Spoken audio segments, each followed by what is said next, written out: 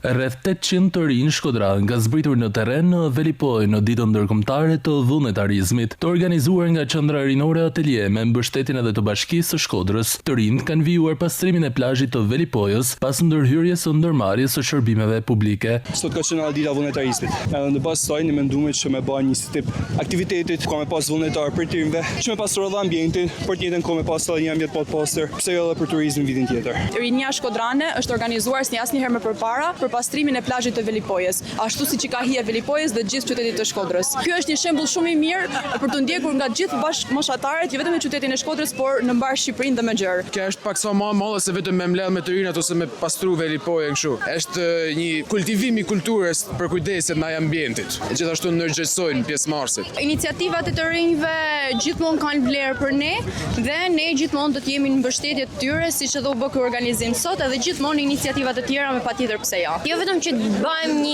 ambient sa më të pastër, por gjithashtu të japim një shembull sa më të mirë të rinisë aktive dhe gjithashtu një qytetari të mirë shkodran. Në ditën ndërkombëtare të vullnetarizmit, kjo nismë e të rinjve shkodran duket se do të pasohet edhe me nisma të tjera, duke përcjell vetëdijsim, model dhe frymë komunitare. Më mirë se nga të rinjt, këto mesazhe nuk mund të arrijnë qëllimin, bashkëpunimin mes institucioneve dhe komuniteteve e grupimeve lokale.